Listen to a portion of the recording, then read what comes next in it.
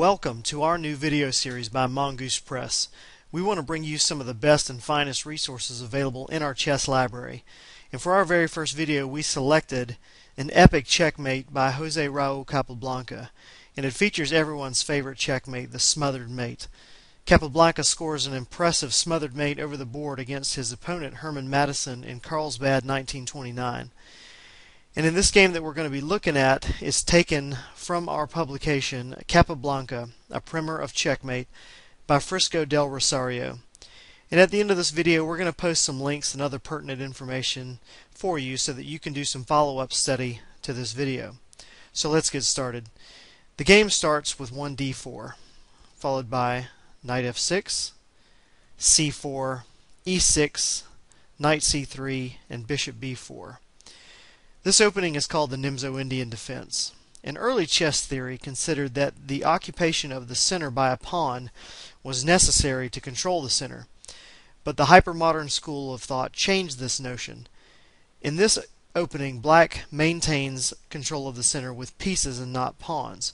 His knight on f6 grips the e4 square, and he also uses his bishop on b4 in combination with the pin to undermine white's control of the e4 square.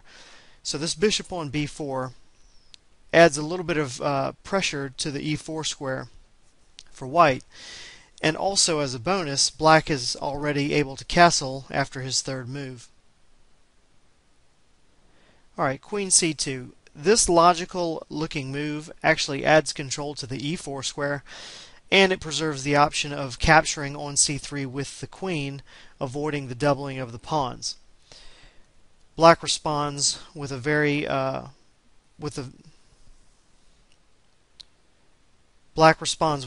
thematic pawn to c5. He strikes at the unprotected pawn on d4, and he forces white to make a decision about the center pawn structure. D takes e5, knight c6. Now the pawn on c5 is ready to recapture at any time with bishop takes c5, but for the time being black delays the recapture and is actually currently ahead in development. Knight to f3, bishop takes c5, bishop f4, pawn d5, pawn e3, and queen to a5. White's dark square bishop has been cut off from the queen side after white played pawn to e3. So queen a5 actually hopes to put some pressure on the dark squares by playing bishop e4 and following up possibly with knight to e4. Bishop to e2. Here comes the bishop to b4, planning to get control and play on the dark squares. And Capablanca simply castles out of the pin. Bishop takes c3, b takes c3, and here black elects to castle. Now black does have an interesting try with knight e4 here. However, after c takes d5, c takes d5, c4, white is actually better developed, has a safer king, and a little bit of an initiative now. So black sees all this and elects to go ahead and castle. Rook a b1. Notice that Capablanca in all of his games excels at placing his pieces optimally. He moves them once and only once, and hardly moves them again until he is ready to attack. Black has already moved his dark square bishop 4 times, and it has already been captured to boot. So after rook a b1, queen a3, this move looks pretty aggressive, but it really doesn't do anything, and in fact puts black in a little bit of danger because white is going to start looking for tactics now by playing bishop to d6, forking the queen and the rook. Rook fd1, Capablanca just coolly keeps developing his pieces. b6, trying to get the bishop into the game, but it's maybe already a little bit too late. c takes d5, knight takes d5, and now knight g5. Of course, white is threatening mate in 1 on h7, and black needs to figure out an adequate response. Actually, knight to f6 would be a blunder here because of the aforementioned bishop to d6 winning the exchange.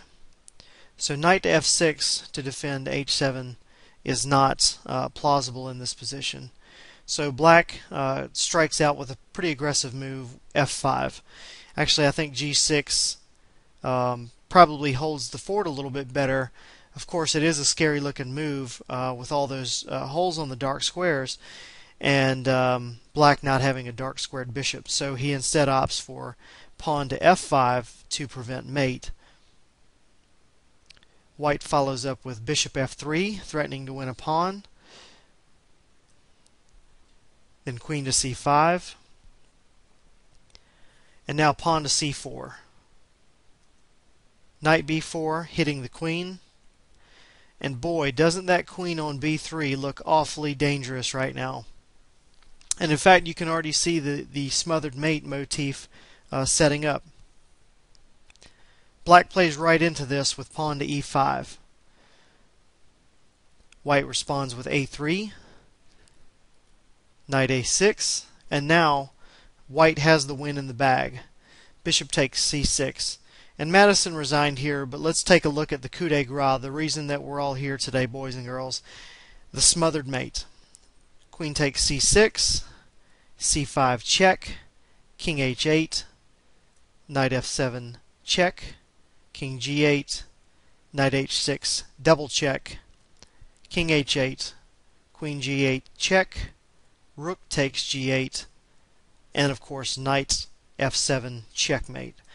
Now, one note here: after knight f7 check, rook f7 does no good because of rook d8, and mate shortly follows. So you can check out this game and hundreds more in Capablanca, a primer of checkmate by Frisco del Rosario, available at mongoosepress.com. You can also follow us on Twitter at Mongoose Press, and check us out on Facebook, facebook.com/mongoosepress. Thanks a lot for watching.